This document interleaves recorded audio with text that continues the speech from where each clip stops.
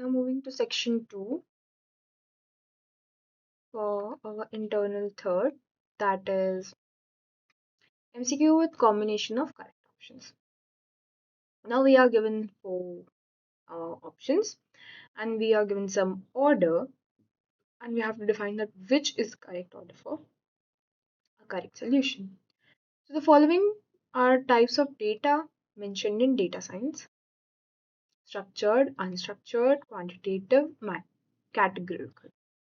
Select the correct answer from the following options. तो इनमें से कौन कौन से हमारे डेटा साइंस के एक्चुअली में टाइप हैं? तो क्या हमारा डेटा स्ट्रक्चर टाइप में आता है? यस. अनस्ट्रक्चर्ड में आता है? यस. क्वांटिटेटिव में आता है? यस. कैटेगरिकल में आता है? यस. तो इसका आंसर हो जाएगा JKLM. That is both the three options, both all the 4 options. Moving to question number 22. Question number 22 है हमारा the following are probability concepts. क्या है हमारे पास? प्रोबेबिलिटी कंसेप्ट्स हैं जिसमें देके रखा है independent events P A intersection ये होता है. ठीक है. फिर बायस थ्योरम में ये फॉर्मूला देके रखा है. एक्सपेक्टेड वैल्यू में हमें ये देके रखा है. वेरिएंस में हमें ये देके रखा है. तो इनमें से क्या क्या सही है? तो देखो, इंडिपेंडेंट इवेंट्स के लिए ये फॉर्मूला पी इंटरसेक्शन बी जो है वो पी ए होता है. पी ए पी बी होता है. फिर के को अगर हम देखें तो Bayes theorem is exactly this, that P A by B P B by A P A P B. Then expected value जो है वो sum P S asterisk V S होता है. Yes, true. अब पर क्या वेरिएंस हमारा ये वैल्यू होता है? नहीं, वेरिएंस हमारा होता है इसका स्क्वायर. ये हमारा जो है ये हमारा है स्टैंडर्ड डेविएशन. वेरिएंस हमारा ये वाला पॉइंट नहीं होगा, इसलिए इसका करेक्ट आंसर है ए JKL.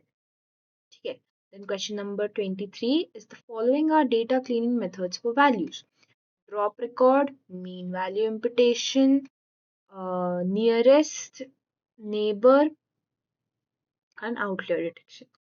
तो डेटा क्लीनिंग मेथड्स के अंदर क्या क्या मिसिंग वैल्यूज के अंदर हम क्या क्या इंक्लूड करते हैं? तो क्या ड्रॉप रिकॉर्ड्स हैं? जी हाँ.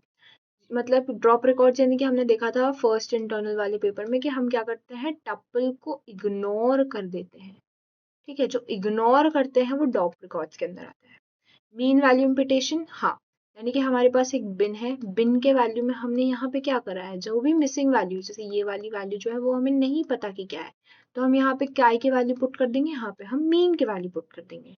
फिर KNN नियरेस्ट नेबर, ये प्रोबेबिलिटी के लिए हमने देखा था कि ये मेथड जो है वो यूज होती है. सो या, पर क्या आउटलेयर डिटेक्शन इसके अंदर आता है? नहीं, आउटलेयर डिटेक्शन का कोई काम नहीं है मिसिंग वैल्यू के अंदर, इसलिए हमारे पास करेक्ट ऑप्शन क्या आ जाएगा? JK and L.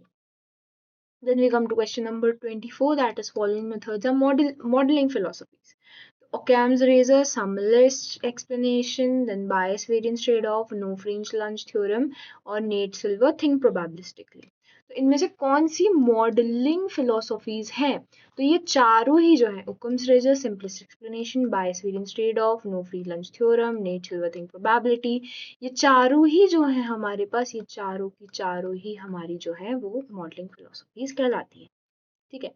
फिर next we come to the question following are distance measures. तो मैनहट्टन इक्वल्स टू के वैल्यू होती है, यूक्लिडियन के इक्वल्स टू 2 होती है, एल कोसाइन फॉर वेक्टर्स बिल्कुल होती है, के एल डाइवर्जेंस फॉर प्रोबेबिलिटीज होती है. सो इसके लिए भी ऑप्शन नंबर ए आ जाएगा, JKL and M. So this was section 3 for selecting the correct order of values. Next section we will be reaching for matching types stimulants. Thank you for watching. We'll meet in next video.